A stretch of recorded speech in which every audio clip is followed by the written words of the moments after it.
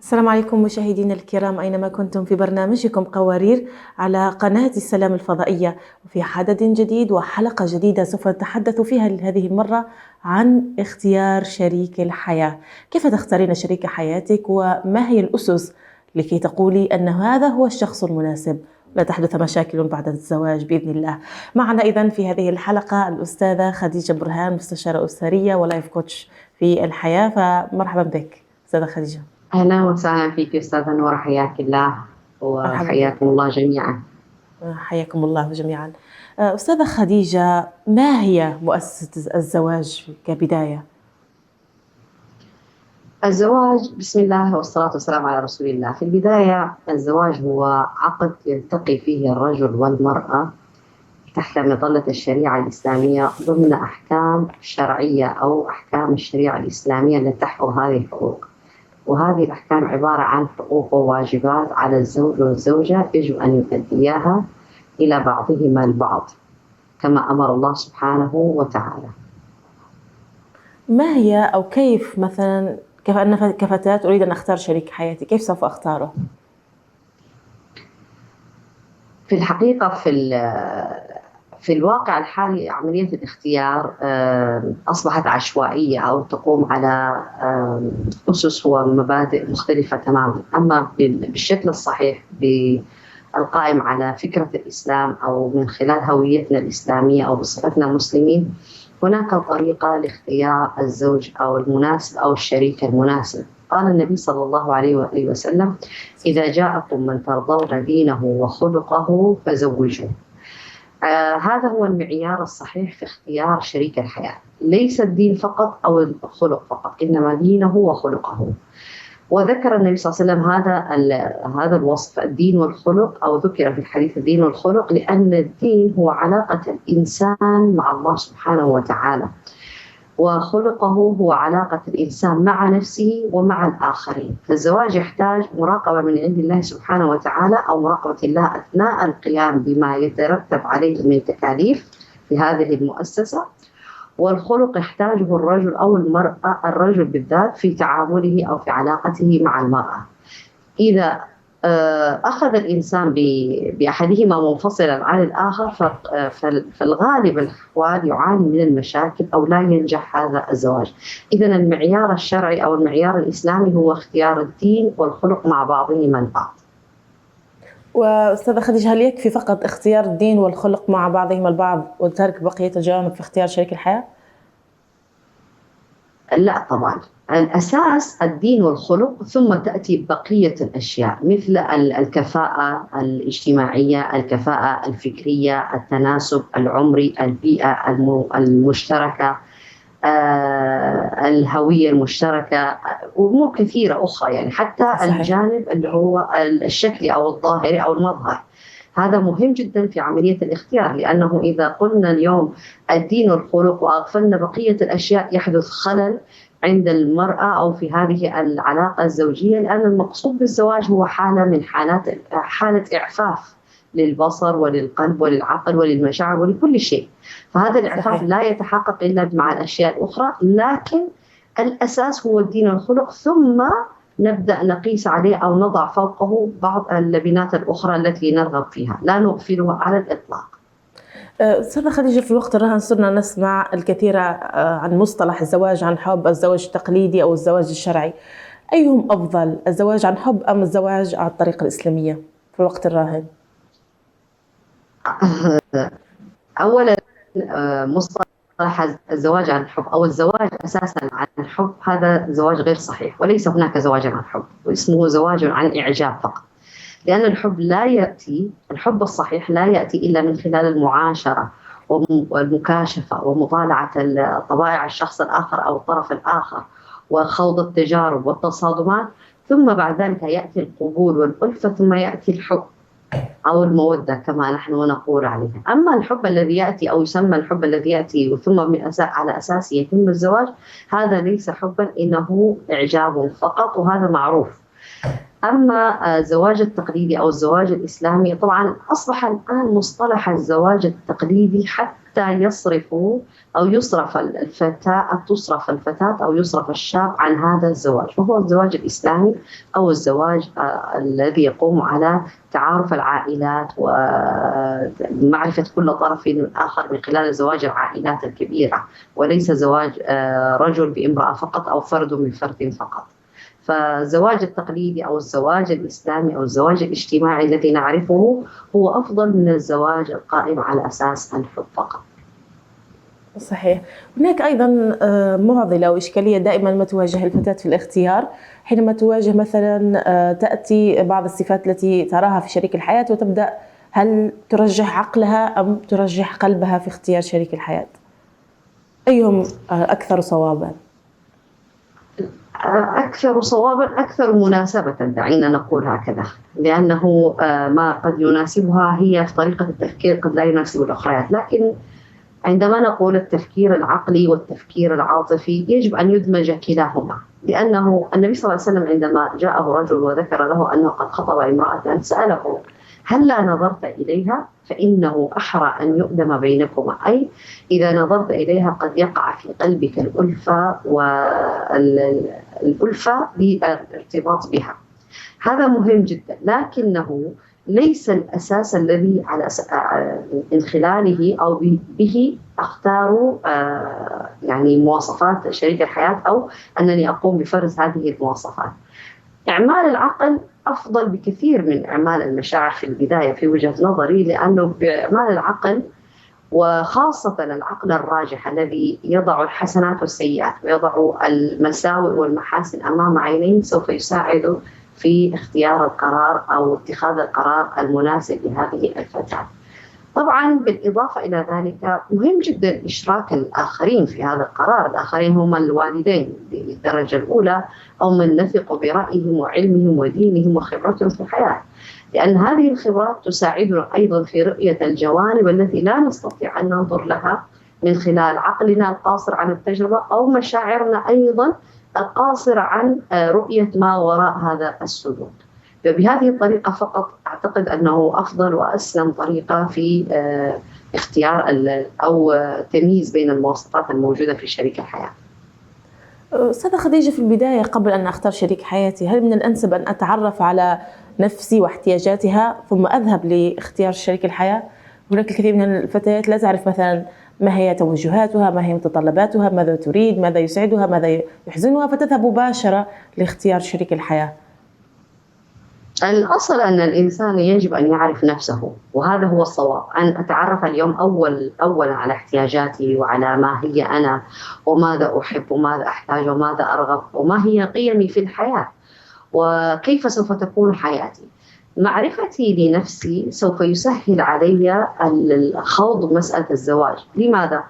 لأن كلما كان الإنسان جاهلا باحتياجاته النفسية ومعرفة ما يحب وما يحتاج وما يرغب وجاهلا بمعرفة قيمه، عندما يدخل في الزواج فإنه يدخل أو تدخل الفتاة وليس عندها خطة، فهي تكون ضمن خطط زوجها أو ضمن أفكاره، فيقوم الزوج هنا بتشكيلها أو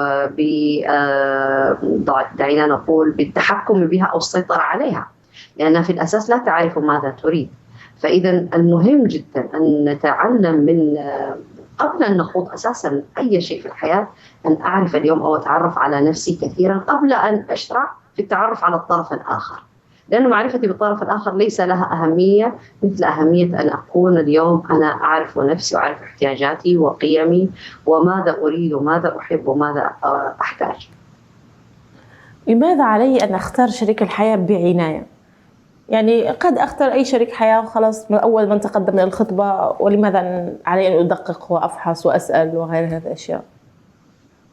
رحلة طويلة هذا السجن أساسا. يعني النبي صلى الله عليه وسلم ذكر إنما فيما معنى الحديث إنما يعني أن ذكر أن المرأة هي فرق فأمر بالإحسان إليها، فهذا الزواج مدى الحياة. فالرحلة هذه التي يكون فيها الرجل والمرأة مع بعضهما البعض كصاحب وصاحبة تحتاج إلى تأني. هذه الرحلة ليست سهلة وليست مليئة بالسعادة وليست مليئة بالهناء فقط، إنما هي رحلة طويلة قد لا تنتهي إلا بوفاة أحدهما. لذلك نحتاج أن نتأنى وأن نتروى وأن نعرف ما هي احتياجاتنا وما هي أهدافنا من هذا الزواج، وما الذي نرغب في تحقيقه، وكيف سوف يكون استثماري في هذا الزواج. كما نفكر في المشاريع المادية، يجب أن نفكر في موضوع الزواج أكثر وبشكل أعمق من هذه المشاريع، لأن الموضوع له نتائج وعواقب. غدا سوف يكون هناك أسرة وسوف يكون أطفال وربما أحفاد، وربما تتحد العائلات فتكبر العائلة.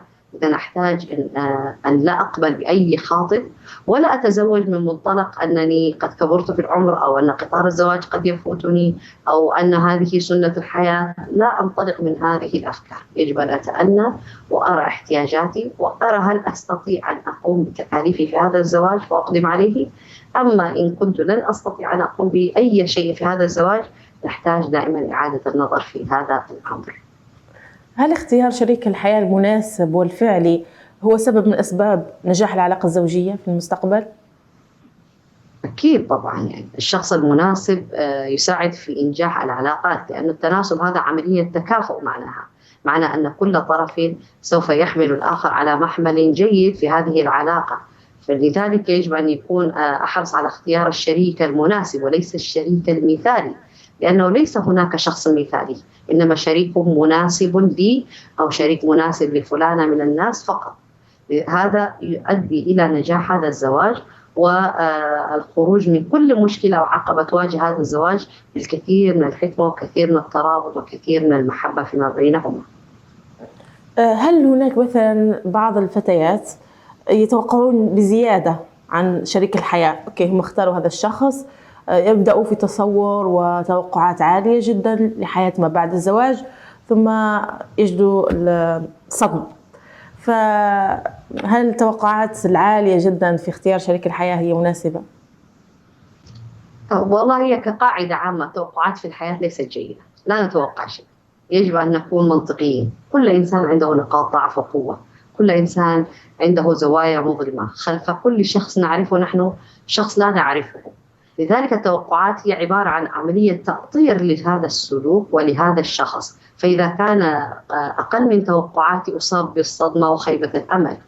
وهكذا أيضا في الحياة إجمالا، يعني لا أبني توقعات حتى من نفسي، لا أضع عن نفسي توقعات عالية جدا. إنما إذا كنت أريد أن أتوقع ويجب أن أتوقع، يجب أن أتوقع أن أقدم في هذه العلاقة ما يساعد على إنجاحها فقط، بغض النظر الطرف الآخر قدم أم لم يقدم. الطبيعي أنه يقدم، لكن لا أتوقع منه أكثر من التقديم الطبيعي جدا أو في المستوى البسيط جدا. إذا زاد فخير وبركة، إذا لم يزد أبقى أنا على نفس المستوى. حقيقة مسألة التوقع هي مربكة في الحياة، يعني هي أساس المشاكل، ليس في الزواج فقط إنما في الحياة كلها. في الدنيا نحن عندنا توقعات عالية جدا من الأعمال، من العلاقات، من الأصدقاء، من أهالينا، من آبائنا وأمهاتنا. لذلك نصاب بخيبة الأمل. فتقليل سقف التوقعات دائما يضع الأمور في وضعها الطبيعي، ونقبل من الآخر ما يأتي به ونلتمس له العذر عندما يقصر في واجباته. هل لها فوائد اختيار شريك الحياة؟ أكيد طبعا، اختيار شريك الحياة دليل على أن هذه المرأة وهذا الرجل يفكر، يعمل قدراته العقلية ويميز بين الأشياء ويعرف احتياجاته ويعرف ماذا يريد أو ماذا تريد، وبناء على ذلك تقوم بالاختيار. أما الذي لا يفكر فإنه يترك عملية الاختيار لوالديه أو للمجتمع أو للظروف أو للحياة بشكل عشوائي، يعيش حياته بشكل عشوائي. عملية الاختيار دليل على أن هذا الإنسان عنده عقل، وهذا العقل ميز الله سبحانه وتعالى به الإنسان حتى يستخدمه في مسائل الاختيار. يختار بين الفعل والترك، بين الأخذ والترك، وبين الأخذ والعطاء، هكذا الطريقة. نعم أستاذة خديجة، شكرا لك على هذه المعلومات الكثيرة. سوف نذهب إلى فاصل ونواصل، انتظرونا أعزائي المشاهدين، ابقوا معنا.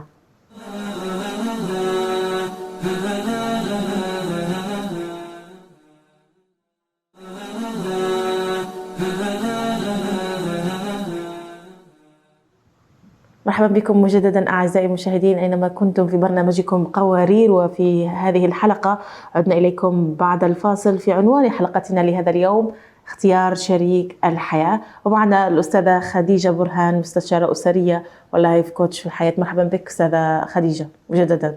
أهلا فيك. أهلا فيك أستاذة نورة. والله نحن سعيدين جدا بهذه المعلومات التي تعطينا إياها في كل حلقة من الحلقات برنامج قوارير. كنا نتحدث عن اختيار شريك الحياة وفائدة اختيار شريك الحياة. الآن نذهب إلى سؤال مهم. دائما ما يكون محتارة الفتاة ما بين اختيار هل هو شريك حياة المثالي أم شريك الحياة المناسب، أيهم تختار؟ شريك الحياة المناسب طبعا. المثالية ليست موجودة في الحياة. الحياة الدنيا بكبرها ليست مثالية، والواقع ليس مثالي، والناس ليسوا مثاليين، فمن أين سوف نجد الشخص المثالي؟ ثم هناك تعريف للمثالية. ما هو تعريف المثالية عند كل شخص؟ هل هو تعريف ومصطلح مفهوم واحد عند الناس كلهم أم يختلف من شخص إلى آخر؟ اختلاف التعريف مسألة المثالية يجعل الموضوع ليس هناك مثالية، إنما نبدأ باختيار شريك الحياة المناسب فقط، الذي يناسبها أو الذي يناسبني، بناء على كما ذكرنا على احتياجاتي أنا، على رغباتي أنا، على ما أستطيع أن أقدمه، على قيمي أنا.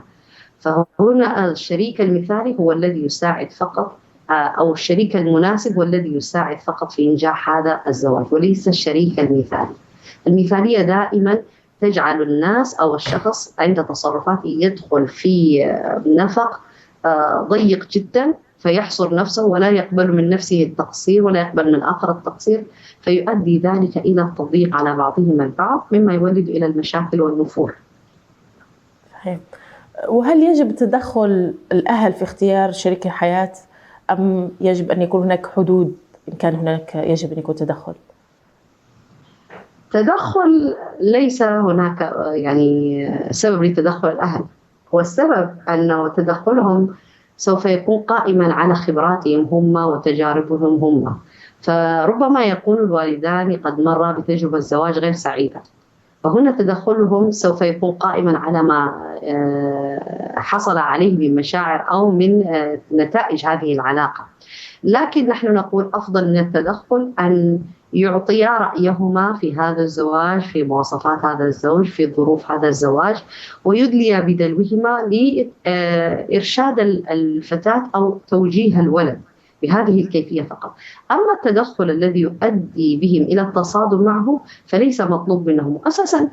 في الإسلام سبحان الله يعني هذه الأمور فصلها النبي صلى الله عليه وسلم أو فصلت في الإسلام، وأعطت لكل أب وأم وأبناء دورهم في هذه العلاقة. فإذا كان هذا الزواج كله لا يؤثر على منظومة الأسرة، ولا يؤثر على علاقة البنت بأبويها، ولا يؤثر على هذه العائلة بكبرها، أو لم يكن هناك سببا لرفضه أو قبول لرفضه أو عدم تزويجه، لا يؤخذ به.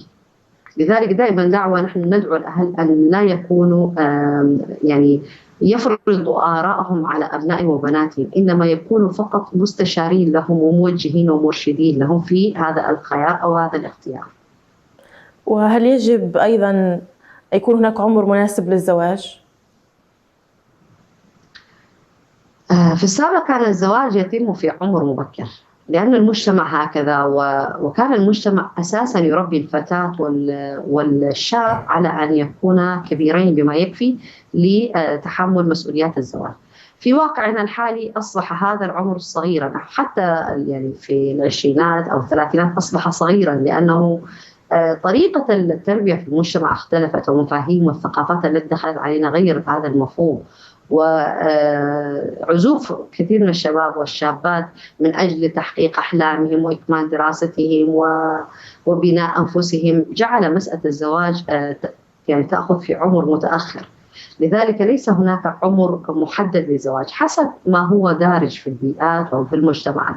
لكن طبعا في الواقع الحالي نحن نفضل أن يكون الزوجين ناضجين بما يكفي. يعني لا يمكن اليوم أن نقبل مثلا بالزواج في عمر 15 أو 18، لأنه من الذي سوف ينجح هذا الزواج؟ في السابق عندما كان يتزوج الرجل والمرأة في هذا العمر كانت العائلات هي التي تحافظ على هذا الزواج من خلال التوجيه والإرشاد، وكانت تنجح هذا الزواج حتى يبلغ أشدهم.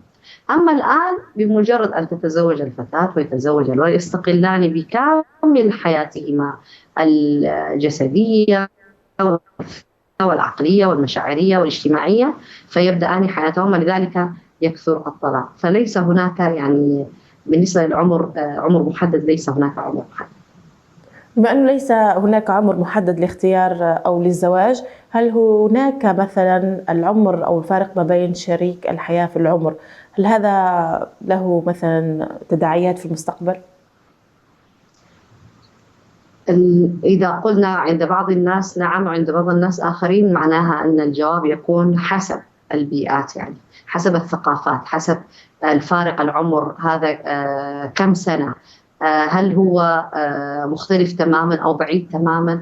بعض الأحيان يكون الزوجان فارق العمر بينهما يمكن 30 عام لكنهم يلتقيان فكريا. فإذا هذا الزواج ربما يكون ناجح لأنه حسب احتياجاتهم. الفتاة ماذا تريد؟ ما الذي تحتاج إليه؟ ربما يناسبها الرجل الكبير في السن، لا يناسبها الشاب. فهي هنا مسألة نسبية، فليس هناك نظام أو مثلا قاعدة تقول أن الفارق العمري الكبير أو الصغير هو السبب في النجاح أو في الفشل. مسألة نسبية تماما. لكن من وجهة نظري أنه كل ما يكون التقارب العمري أو الفارق العمري ليس بعيدا جدا يكون أفضل، لأنه كل ما كان الرجل يكبر في العمر سوف تكبر المرأة، ثم تظهر احتياجات مختلفة في المشاركة مثلا بالأنشطة التي سوف يتأخر عنها الرجل، أو مثلا في بعض الممارسات أو بعض المسؤوليات التي قد المرأة تتقدم عن الرجل. فهي هنا مسألة إذا نسبية، لكن نحاول قدر الإمكان أن نراعي أن لا تكون في واقعنا الحالي بالذات أن لا يكون الفارق العمري كبيرا جدا وليس صغيرا جدا. ما هي الصفات التي لا يجب مثلا أو عدم التنازل عنها في اختيار شريك الحياة؟ أساساً احنا قلنا عندما نختار شريك الحياة أن يكون قائما على الدين والخلق. فإذا يجب أن أرى ما هي الصفات الأخلاق الذميمة التي أكرهها. ربما دائما نقول نحن البخل أعظم مصيبة. البخل يكشف أشياء كثيرة. البخل ليس ماديا فقط، يبتدئ ماديا ثم يصبح معنويا ويمتد إلى أن يكون بخلا في المشاعر، في العطاء، في كل شيء من المقومات المهمة للزواج. لذلك يجب أن أراجع عنها ما هي قيم، ما هو الذي أقبله وما الذي لا أقبله في هذه العلاقة. وما هي الصفات التي يجب أن أفر منها حينما أراها في شريك الحياة؟ الكذب في رأيي والبخل والخيانة، هذه أعظم الصفات التي يجب أن لا تتجاوزها المرأة في مسألة اختيار شريك الحياة. لأن الذي يكذب كل كذبة تحتاج إلى كذبة تغطيها، معناها أن عندنا الآن سلسلة من الأكاذيب. والخيانة أيضا دلالة على عدم مراقبة الله سبحانه وتعالى. فبالتالي من يخون الله سوف يخون هذه الإنسانة. والخيانة ليست بالدرجة أن يكون في علاقة مع امرأة، إنما الخيانة هي خلاف الأمانة عنها. فهذه المرأة مستأمنة عند هذا الرجل، فكيف تكون مستأمنة عند رجل خائن؟ والبخل ذكرنا أن البخل من أسوأ الصفات، لأنه ليس بخلا ماديا، إنه بخل في المشاعر. معناها أن المرأة بوجود هذا البخل سوف تكون دائما محتاجة لإشباع احتياجاتها الجسدية والنفسية والمادية من خارج البيت. معناها أن هذا الرجل سوف يضيع هذه المرأة. أعتقد هذا المثلث هو أعظم مثلث يجب الحذر منه أثناء اختيار شريك الحياة، والتنبه إلى وجود هذه الصفات أو عدم وجودها. ومتى أعرف أن هذا هو شريك الحياة المناسب؟ الأرواح جنود مجندة، ما تعارف منها ائتلف وما تناكر منها اختلف. نعمل العقل ثم نرى المميزات ثم نرى المساوئ ثم نرى المحاسن، ثم نتصور الواقع الذي نريد أن نكونه أو نعيشه، ثم نقبل على هذا الأمر من خلال إحساسنا بالارتياح. نختم هذا البحث العقلي بمسألة الارتياح. إذا أصبح هناك ارتياح وقبول معناها والاستشارة طبعا والاستخارة، نتوكل على الله في الإقبال على هذا الأمر أو في القدوم عليه. لكن منذ البداية إذا لم يكن هناك ارتياح لا داعي لإعمال العقل والاستشارة والاستخارة، لأن المؤمن دائما قلبه يحدثه بما سوف تكون عليه الأمور، فلا نغفل دائما حديث أنفسنا، أو كما يسموه في الواقع الحالي الحاسة السادسة. هذا مهم جدا الانتباه لها والانتباه لهذه المشاعر الغير جيدة عندما تأتي. هل هناك أسئلة يجب علي طرحها لشريك الحياة حتى أعرفه أكثر مثلا في مرحلة الخطوبة؟ نعم، هناك سؤال مهم جدا ومع الأسف الشديد الكثير لا يسأله، وهو السؤال في الجوانب المالية. يجب أن يكون بالنسبة للمرأة واضحة تماما موضوع الأمور المالية. نقصد بالأمور المالية كيف يتصرف هذا الرجل في ماله، أو ما هو مفهومه عن المال، ما هي خططه المالية.